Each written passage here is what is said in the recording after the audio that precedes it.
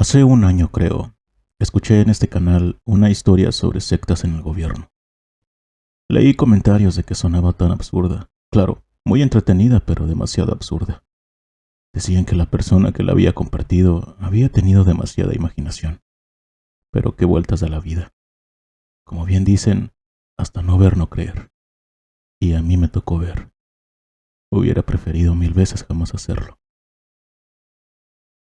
Tendré que omitir varias cosas, pero estoy seguro que las personas que son del estado donde sucedió sabrán relacionarlo demasiado rápido. Desde mis 20 años yo dejé la escuela porque no sentía que fuera lo mío. Tenía facilidad para entrar en el mundo de la delincuencia por el entorno donde vivía. Desgraciadamente, yo antes pensaba que la vida derecha te daría para vivir bien, pero como muchos saben, eso no pasa. Te da una rabia muy fuerte al ver que superiores y compañeros logran vivir con lujos y sin preocupaciones actuando mal. Les digo esto porque a mis 20 años decidí meterme a la academia de policía de mi ciudad. De verdad me daba algo de ilusión estar ahí. Tenía la vaga esperanza de que en verdad la policía estaba para ayudar y proteger. Y bueno, en gran parte sí. Pero cuando se te daba la orden de hacerte de la vista gorda en algún asunto, por más que quisieras actuar no podías hacerlo. Era una impotencia como no se imaginan. Bueno, viví muchos años desengañándome de lo que de verdad era la policía. Después de eso, sentía que eso ya no era para mí. Así que me decidí a sacar una licencia para poder trabajar como escolta. Yo siempre fui para ellos una persona de confianza. Por más impotencia que sintiera, yo siempre callé y acaté órdenes de mis superiores. Así que ya tenía bastantes contactos y recomendaciones para poder ser escolta de figuras de la política, de la ciudad y del estado. Se preguntarán de qué ciudad. Bueno, lo único que les puedo decir es que es una ciudad costera, muy famosa y muy turística. Más adelante, con otros datos, algunos podrán identificarla mejor. Pues bueno, allá por el año del 76, logré conseguir un puesto como escolta de cierta personalidad empresarial de la ciudad y el estado. Solo digamos que era un libanés. Pues bueno, no saben cómo tardé y las cosas que tuve que hacer para ganarme su confianza. Prácticamente éramos delincuentes con licencia. El libanés tenía otros dos escoltas y conmigo tres. Al principio, yo siempre tenía que esperar fuera de la casa, dentro de la propiedad obviamente, pero no podía poner un pie dentro de la casa. Cuando salía a reuniones o comidas, igual yo tenía que esperar afuera. Esta persona en realidad era uno de los empresarios más poderosos de la ciudad. Tenía absolutamente todos los contactos. Prácticamente era intocable. Pero al tener tanto poder, también comienzas a tener enemigos. Esta persona viajaba mucho y a todos lados teníamos que ir con él. Para bien o para mal, gracias a eso pude conocer muchas ciudades, pues por el antiguo trabajo de policía me era muy difícil salir de mi propia ciudad. Un día estando en Ciudad de México, nos tocó irnos de imprevisto a Puebla por carretera. El libanés iría a visitar a un amigo político suyo de aquel entonces. Siempre eran dos camionetas, una donde iba él con los otros dos escoltas y otra donde iba yo a veces acompañado de otra persona y a veces solo. En esa ocasión me tocaría ir solo, y no tengo la menor idea del por qué decidió irse conmigo en la camioneta y dejar que los escoltas se fueran solos enfrente. Él empezó a preguntarme sobre mi vida, y le conté algunas cosas. Sabía que no podía mentirle, así que traté de contarle datos reales sin comprometer a mi familia. Él también empezó a decirme que no me desesperara, que la confianza es algo que tarda en construirse, pero que iba por buen camino, que pronto iba a ver y escuchar cosas de las que no podía hablar. Yo solo pensaba que era más de lo mismo, lo que todo el mundo ya hacía. La carretera México-Puebla casi siempre es concurrida, pero en la tarde-noche no tanto. Había tramos en los que íbamos solos. En un punto, unos carros nos alcanzaron y no trataban de rebasar. Nos pusimos alerta y sabíamos que algo pasaría. Cuando nos quedamos prácticamente solos en la carretera, los dos carros nos rebasaron y abrieron fuego a las dos camionetas, pero sobre todo a la de enfrente. Yo frené de golpe tratando de quedarnos atrás y proteger al libanés. Los otros escoltas se salieron de la carretera mientras repelían el ataque. Yo, ya viendo al libanés intacto, empecé a abrir fuego también, pero los autos aceleraron a fondo. Uno de los escoltas resultó herido y no resistió. El libanés me miraba como si fuera el ángel que lo había salvado. A partir de ese día me volví en su escolta de confianza. Al fin entré en la casa. Al fin entraba en las comidas en los restaurantes. Al fin entraba a las juntas con hombres de gran poder. Vi personas que jamás pensé que tuvieran contacto con el libanés. Desde que estaba en la policía, vi tantas cosas ilegales que no se imaginan, pero jamás esperé ver lo que esta gente hacía. Un día fuimos a otra ciudad costera, muy turística. Me dijo que ese día sería mi prueba de fuego. Iríamos a una casa donde habría una fiesta con personas muy importantes. La casa era gigante. Estaba como en una colina y tenía una vista al mar que era increíble. Nosotros llegamos a mediodía. El libanés se fue a dormir porque tenía que descansar para estar listo para la noche. Básicamente, en la casa solo estábamos los dos escoltas y el nuevo afuera con más personal armado. El personal de la casa solo eran 3 personas. Unas señoras muy amables y un señor que era el que le daba mantenimiento a casi toda la casa. Tenía entendido que solo ellos podían estar dentro de la casa. El otro escolta salió a recorrer la casa y a fumar, y mientras tanto, las señoras en la cocina me ofrecieron prepararme algo para comer.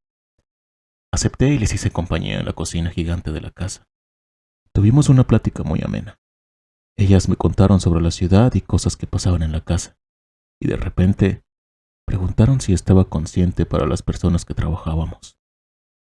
Les contesté que a qué se referían, y una de ellas se puso muy seria. Ella dijo: nosotras no tenemos opción. Ellos lo saben todo de nosotros, dónde vivimos, dónde están nuestros hijos, nuestros padres. No podemos decir ni quejarnos de nada de lo que vemos aunque no estemos de acuerdo. Nunca estamos en las fiestas por la noche, siempre nos vamos a cierta hora y regresamos hasta que se nos pide. Pero hay ocasiones durante el día donde vemos cosas raras. Gente extraña que entra y hace cosas raras en la terraza, donde casi siempre es el centro de la fiesta. Vemos cómo traen animales, y lo peor, vemos cómo meten pequeños a algunas habitaciones. Tampoco somos tontas. Sabemos perfectamente lo que les hacen, pero no sabemos lo que pasa con ellos después. Los 3 nos quedamos en silencio. Tuve que romper el hielo y les dije que, bueno, no podemos saber nada a ciencia cierta, pero de igual manera no era nuestro trabajo investigar sobre eso. Se quedaron serias, pero rápidamente trataron de cambiar el tema. Ellas dijeron: pues sí, ¿verdad? Cada quien a su trabajo. Nos reímos y cambiamos de tema. Se dieron las 4 de la tarde y ellas se retiraron. Un rato después, el libanés salió de su cuarto. Me hizo ciertas preguntas y lo acompañé a la cocina. Se puso a comer un poco. Yo siempre había sido leal para quien estuviera trabajando, así que le dije que sí podía comentarle algo. Me miró y asintió con la cabeza. Le dije: verá, no quisiera cuestionarlo sobre su decisión sobre la gente que trabaja para usted, pero no me parece tan correcto que esas personas hablen sobre lo que pasa dentro de la propiedad. Le dije lo que me comentaron y él solo se me quedó viendo muy serio. Soltó los cubiertos con los que estaba comiendo. Me miró por un largo rato y los volvió a tomar para seguir comiendo. Su semblante cambió y me dijo: parece que pasaste la prueba de fuego. La lealtad es una de las cosas que más valoro. Ellas tenían instrucciones sobre qué decirte y dependiendo al cómo reaccionaras, ya veríamos qué pasaba. Para serle sincero, no me extrañó ni me causó sorpresa. Eso era algo común para ganarse la confianza y, como les dije, con estas personas la lealtad es muy importante. Pero lo que me dijo después sí que me sorprendió. Y bueno, ¿qué piensas de lo que te dijeron? Porque todo es verdad. Entonces, lo de los menores era cierto. Pero ¿hasta qué punto debería preguntar? ¿O acaso siquiera debería preguntar? Pues en realidad no es como que piense algo. Simplemente ver y callar es parte de mi trabajo. Siempre haré lo que usted me pida, mientras esté en mis posibilidades. Creo que esa respuesta lo dejó conforme.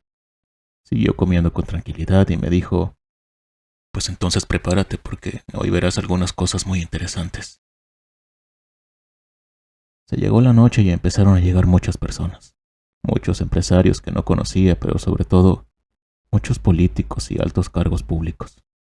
Había algunos que sí me sorprendía verlos ahí, hasta que hubo un momento en donde me di cuenta que absolutamente todas las personas que estaban ahí eran hombres mayores. ¿De qué se supone que era la fiesta? En todas las que había estado, siempre había mujeres contratadas para satisfacer a los demás, pero aquí solo había hombres. Seguí en mis asuntos y más tarde pude ver el por qué solo había hombres en esa fiesta. Por una puerta que desconocía, yo vi entrar una fila de pequeños.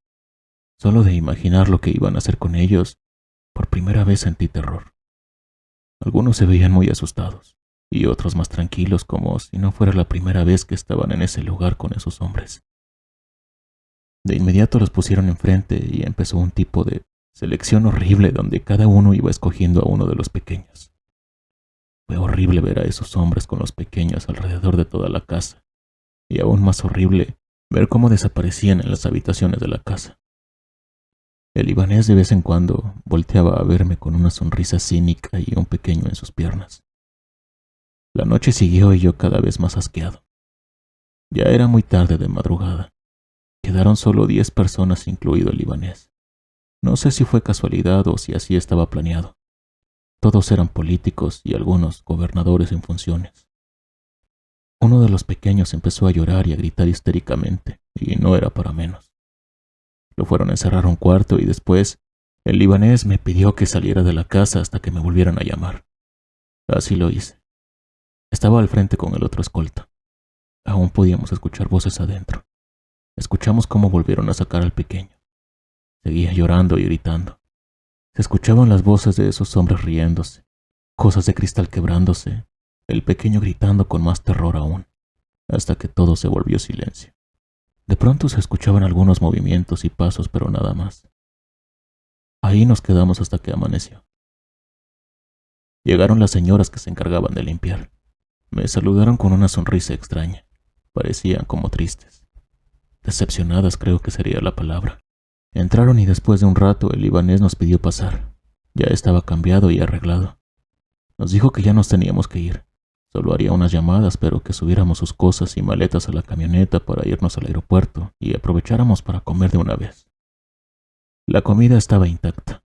Lo de ayer había sido un festín de excesos y sustancias que hasta los pequeños los hicieron probar. Me puse a comer en la cocina. Desde ahí se alcanzaba a ver la terraza. Las señoras estaban limpiando y trapeando. Fue cuando lo noté. El agua en el suelo era roja. Estaban limpiando sangre. ¿Pero de quién?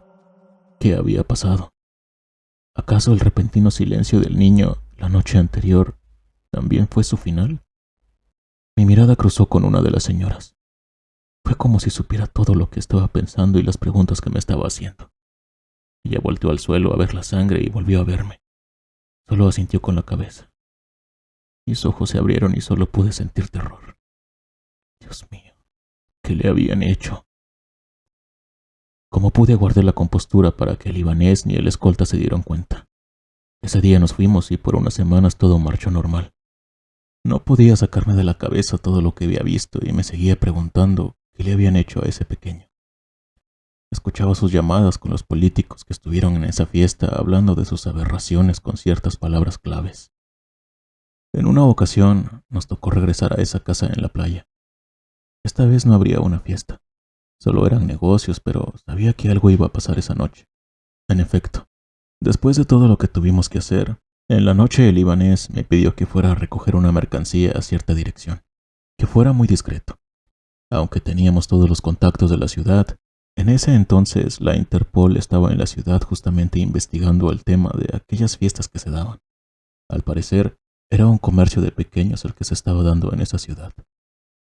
La dirección que me dio me llevó a uno de los barrios más precarios de aquella ciudad. Llegué a una casa que parecía prácticamente abandonada, y de ahí salió un tipo preguntando qué buscaba. Le dije unas cuantas palabras claves. Asintió y me dijo que pegara la camioneta a la casa y abriera la puerta. De pronto, salió con un pequeño tapado con una sudadera. Lo metió, cerró y dio unos golpes indicándome que me fuera. Jamás esperé eso. No esperaba que yo tendría que llevarle a un pequeño a ese monstruo. No podía dejar de verlo por el retrovisor. Iba tan tranquilo. No parecía que fuera su primera vez. Por instinto, empecé a sacarle la plática. ¿Cómo se llamaba? ¿De dónde era? Preguntas sobre su familia. Solo me di cuenta que esto era una red donde hasta su propia familia estaba involucrada. Le pregunté si sabía a lo que iba esa noche. Me respondió que sí, con lujo de detalles. Horribles detalles. No aguanté y le pregunté si sabía qué pasaba con los que lloraban, los que se quedaban solos con ellos al final de la fiesta. Él me dijo esto. Ah, sí, los débiles. Esos los usan en la noche en sacrificios, creo. Les gusta que lloren y estén asustados. Según la sangre les da poder, pero quién sabe. Siempre les decimos que no lloren, pero hay unos que no aguantan. Lo dijo con tanta frialdad, como si me contara cualquier cosa. Ese pequeño ya había sido consumido por la maldad de esos hombres. Rápidamente en mi cabeza estaba ideando un plan. Llevarlo conmigo, protegerlo con mis propios contactos. Si el libanés me preguntaba por qué no le llevé su mercancía, le diría que fue por la Interpol. Lo había tenido que dejar porque me estaban siguiendo. Tenía que creerme con eso. Lo dejaría más tranquilo. Sacaría a ese pequeño de la ciudad y ya vería cómo lo protegía. Pero no. Ese pequeño ya era uno de ellos. Él le iba a contar todo lo que me contó hace unos momentos. Iba a saber que yo estuve averiguando cosas que no debía. Hay una línea muy fina que no debes cruzar con esas personas, y yo ya la había cruzado. Ese sería mi último día con vida. Llegamos a la casa y dejé al pequeño adentro. El libanés me miró con orgullo y me preguntó si había tenido problemas. Le dije que ninguno y se fue a su habitación. Me fui afuera a la puerta con el otro escolta. Me quedé unos minutos y le dije que bajaría a revisar el perímetro. Empecé a caminar tranquilo, y cuando salí del rango de su vista e imagen de las cámaras que ya sabía dónde estaban, empecé a correr. Corrí colina abajo en la oscuridad de la noche. Tomé un taxi al centro para perderme entre la multitud. Compré ropa de turista y me cambié en un baño. Robé un auto y me fui lejos, muy lejos. Después esperé unos días y salí del país. Lo más lógico sería irse a Estados Unidos, pero yo no lo hice así.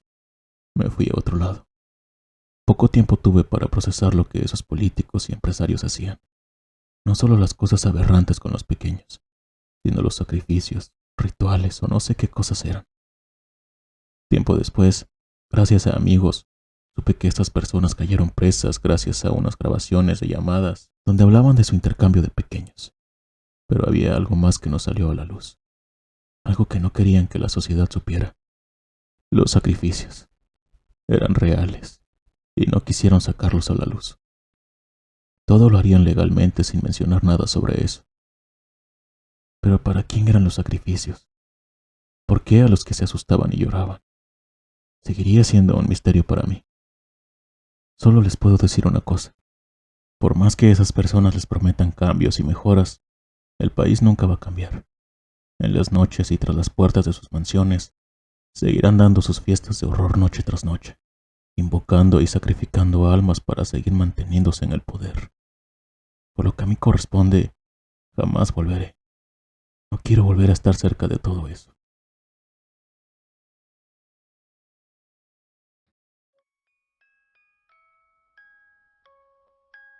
Hermanos, ¿qué les pareció esta historia?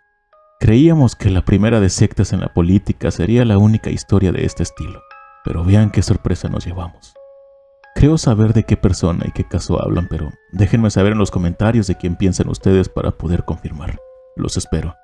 Antes de irnos, no olviden dejar un like y suscribirse si aún no lo han hecho. Y bueno, hermanos, por hoy ha sido todo. Nos vemos la próxima y recuerden, ya pueden descansar en paz.